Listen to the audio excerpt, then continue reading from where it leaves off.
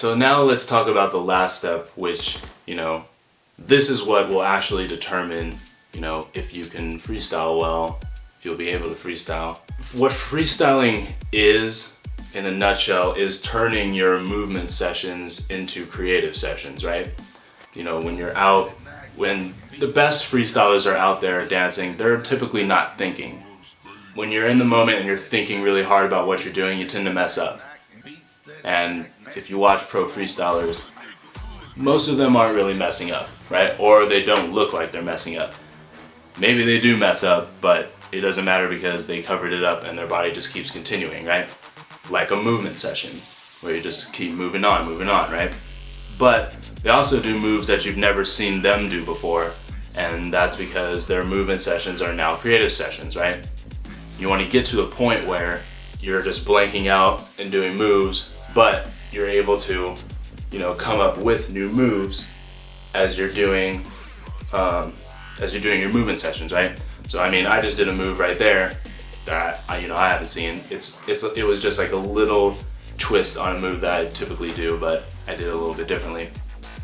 Maybe that comes out again, maybe that doesn't come out again. That's sort of like the magic and the mystery of freestyling, right? But yeah, so you want, as you start to, you do these movement sessions, you do the creative sessions, as you start building on them, you're gonna want them to become one session, right? Take one session and maybe part of it you're just blanking out, and then it gets to a good part in the music or something and you actually start to think about your moves. Maybe you're moving a little bit slowly, or maybe you're moving a little bit slower, but you're still trying to make up these new moves. And there is nothing wrong with thinking during a freestyle. Again, there's no rules for freestyling, that's why it's called freestyle. You can even do sets or choreography. Be careful about that because you're not going to know what the music is at a battle. So making up choreography is probably not really going to help you. That is really sort of like the start point to really like learning how to freestyle, right? Is the creative sessions and the movement sessions become one. And so when you're in the mirror with the music on and you're just blanking out, you can blank out in these sessions, not give a rat's ass about what moves you're doing. But then at the end, you get to look at your video and you see all these new moves that you created, and you can take them, put them on your computer, look at them, put them in slow motion, make sure that you have them and you learned them, and then you have a new move that you didn't even consciously create. It just happened in your sessions, and that's one way to come up with moves. Also, what you can do is you can watch videos by like Pac-Man, Moon, Farside, J Smooth, all those people, and don't take moves. All of those guys probably take their moves really seriously if you sort of, J Smooth does this move, and I try, even though I learned how to do it, I try really hard not to use those in battle or whatever, because it's weird. Biting is not right. I can't stress that enough. Taking someone's move and then using it, in battle or in your freestyle video, is not cool. It's a little bit different in my case. When you're learning the stuff from Tutorial Tuesdays and you use them in a freestyle video, I don't really care because I taught them to you. So why would I not want you to use them, right? Wouldn't make sense. But you don't want to bite other people's moves. What you want to do is you want to take concepts and build on them, right? So with this move, right, maybe you're not taking this move, but you're taking the concept of like, shifting fingers, right? I've actually never done this before, so it's a little bit messy.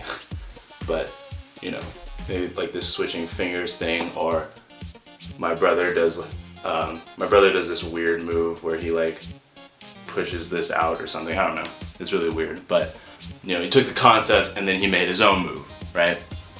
There's a lot of different things. Like AJ showed me this move where there's sort of like a chain reaction with your hand, right?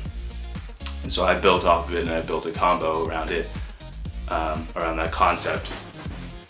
So, And that's what you can do if you're in like a little creative block, is sort of like take these concepts and try to use them in your tutting, right?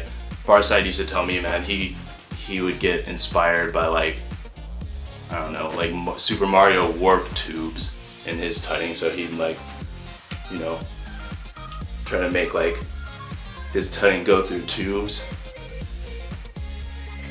And that was just, you know, that was one thing that I built off because it was really cool. But, you know, anything could be inspiration for your moves. Don't just try to get caught up in, you know, the body movements. Try to think of weird things that can go into tutting. And that also brings me to my last point. If you really want to take your tutting to the next level, you're gonna want to learn the dance style that it grew out of. Because, you know, tutting, it's not a dance style on its own. Like, you won't actually go to, you know, tutting battles or tutting competitions. There'll be popping battles and popping competitions. So you're gonna want to learn popping. You're gonna want to learn the styles of popping, animation, isolation. Isolation is really important in tutting. Basically, taking your tutting to the next level will involve learning popping, sort of the umbrella term, you know, for all of those styles mixed.